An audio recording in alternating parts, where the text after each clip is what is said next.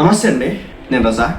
ఈ రోజున America, Israel కలిసి Iran supreme leader Ayatollah Ali ఖమేనీని చంపేసినాయి. దీంతో భారత్లో కూడా కొంతమంది రోడ్ల మీదకి వచ్చి ఆయనకి సంఘీభావం ఏదో తెలియజేశారు. మొత్తానికి ఇక్కడ జమ్మూ కాశ్మీర్ ఆ రీజియన్లో అసలు ఈ అయతొల్లా ఖమేనీని ఎందుకు ఇప్పుడు అమెరికా చంపింది? ఇతనితో ఈ కంట్రీతో, ఇరాన్ అనే ఒక దేశంతో అమెరికా ఏమైనా బోర్డర్ షేర్ చేసుకుంటుందంటే కాదు. ఇప్పుడు మనకి పాకిస్తాన్కి మధ్య బోర్డర్ ఇష్యూస్ ఉన్నాయి, అలాగే బంగ్లాదేశ్కి మనకి మధ్య కూడా కొన్ని వివాదాలు అయితే ఉన్నాయి. అవన్నీ కూడా పక్క కంట్రీ. కానీ ఇరాన్ పక్కన అమెరికా లేదు, అమెరికా పక్కన ఇరాన్ లేదు.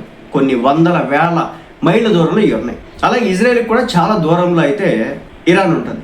పక్కన బోర్డర్ షేర్ చేసుకుని ఉండట్లేదు. మరి అలాంటిది ఎందుకు చంపారు?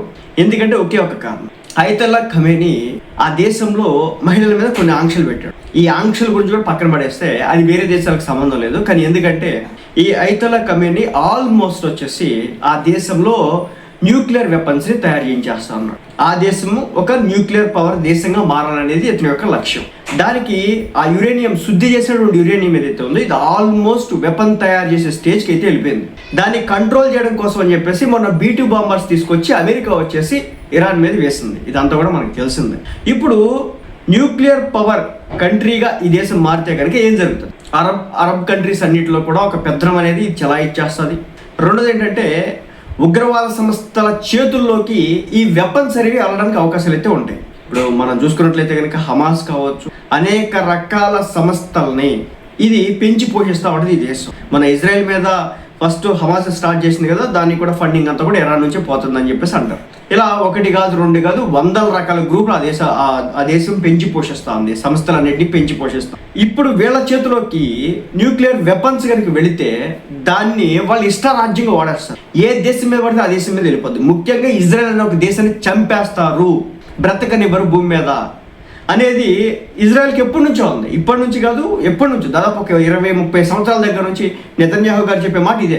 ఇజ్రాయెల్ అనే దేశాన్ని చంపేస్తారు వీళ్ళు, కాబట్టి దాన్ని ఏమాత్రం కూడా ఒప్పుకోకూడదు, వీళ్ళ చేతిలో న్యూక్లియర్ పవర్స్ ఉండకూడదు అని చెప్పేసి అంటా ఉన్నారు. అందులో భాగంగా ఇది ఆల్మోస్ట్ ఈ న్యూక్లియర్ ప్రోగ్రామ్ ఏదైతే ఉందో ఆల్మోస్ట్ ఎండ్ స్టేజ్కి వచ్చిందన్నమాట. మొన్న వాటిని డిస్ట్రాయ్ చేశారన్నారు, కానీ డిస్ట్రాయ్ అవ్వలేదు కొన్ని. ఇప్పుడు ఈయన అయతొల్లా అలీ ఖమేనీని చంపేశారు కాబట్టి ఒక పప్పెట్ గవర్నమెంట్, ఇది మన అమెరికాకి సంబంధించినటువంటి ఎవరినో ఒకరిని డమ్మీ గాడిని తీసుకొచ్చి అక్కడ కూర్చోబెడితే కనుక దాన్ని అన్నింటినీ కూడా నిర్వీర్యం చేసేస్తాడు. ఇప్పుడు అయతొల్లా ఖమేనీ కనుక బ్రతికి ఉంటే దాన్ని ఆల్మోస్ట్ చేసేస్తాడు. రేపటి రోజున ఇజ్రాయెల్ మీద దాడి చేస్తాడు. మీకు ఒక చిన్న ఎగ్జాంపుల్ చెప్తాను. ఇప్పుడు మన ఉత్తర కొరియా ఉంది, north Korea, Kim Jong Un, చిన్న కంట్రీ, అడుక్కు తినే దేశం. ఆల్మోస్ట్ నిజం చెప్పాలంటే దివాళా చేసిన దేశం. అక్కడ తినడానికి ప్రజలకు తిండి ఉండదు, నిరంకుశత్వ పాలన. హెయిర్ కట్ ఎలా చేయించుకోవాలి, ఎలాంటి తిండి తినాలి, ఎలాంటి బట్టలు వేసుకోవాలి, ఇంటర్నెట్లో ఏం చూడాలి, ఏం చూడకూడదు, ప్రతి దాన్ని కూడా ఒక రెస్ట్రిక్షన్తో నడిపేటటువంటి ఒక దేశం కూడా అమెరికా వెళ్ళి వాళ్ళ దగ్గరతో బాంబులు వేయడానికో, వాళ్ళ మీద అటాక్ చేయడానికి, లేదంటే కిమ్ జాంగ్ ఉన్ని తెచ్చడానికి, మన ఒక దేశానికి సంబంధించినటువంటి వెనిజులా అనే ఒక దేశానికి సంబంధించినటువంటి ప్రెసిడెంట్ మధురోని లాక్కొచ్చారు కదా మెడబట్టుకొని. ఆ విధంగా కూడా ఎందుకు తీసుకెళ్ళిపోయాడు అంటే వాళ్ళ దగ్గర న్యూక్లియర్ వెపన్స్ ఉన్నాయి.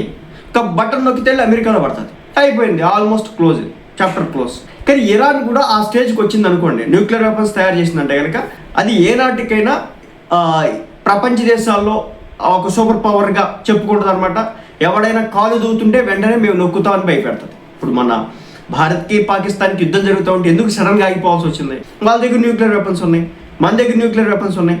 వాళ్ళు ఒక బటన్ వచ్చినా ఇక్కడ బూడిద, మనం ఒక బటన్ వచ్చినా అక్కడ బూడిద. సో అందుకోసం అని చెప్పేసి న్యూక్లియర్ పవర్ ఉన్నటువంటి కంట్రీస్ కొట్లాడుకోవడం కరెక్ట్ కాదని చెప్పేసి చెప్తారు. అలాగే ఇప్పుడు మన రష్యాకిను ఉక్రెయిన్కి యుద్ధం జరుగుతూ ఉంటుంది. ఎందుకు ఇంతకాలం మిసైల్స్తో దాడి చేస్తూ ఉన్నారు? మరి రష్యా ప్రెసిడెంట్ వ్లాదిమిర్ పుతిన్ ఎందుకు తీసుకొచ్చుకోవట్లేదు? ఎందుకు ఈ విధంగా తీసుకెళ్ళిపోయి చంపేయట్లేదంటే న్యూక్లియర్ వెపన్ టచ్ చేయమని చూడదాం. రష్యాని టచ్ చేసి, అమెరికా టచ్ చేసి ఏదైనా చేయకుండా ఒక తప్పు చేయమనండి, ఆల్మోస్ట్ డెడ్. ఆ రోజు ఎండ్ డే అమెరికాకి. సో అదే చైనా మీదకి వెళ్ళమనండి, వెళ్ళదు. ఇండియా మీదకి రమ్మనండి, రాదు. సో ఇదనమాట. ఇరాన్ అనే దేశం దగ్గరికి వెళ్ళి ఒక న్యూక్లియర్ వెపన్ అనేది వస్తే కనుక అది ప్రపంచ దేశాలకు ఒక అస్థిరత, దాన్ని కంట్రోల్ చేయలేము, ఇంకా ఇరాన్ అనేది కంట్రోల్లో ఉండదు అనేది అమెరికా యొక్క వ్యవహారం అనమాట. రెండోది, అమెరికా దాని స్వార్థ ప్రయోజనాల కోసమే చూస్తుంది ఎప్పుడైనా సరే. ఇరాన్ దగ్గర కావాల్సినంత ఆయిల్ రిజర్వ్స్ అయితే ఉన్నాయన్నమాట. అలాగే సహజ సిద్ధమైనటువంటి మినరల్స్ కూడా ఉంటాయి అన్నమాట.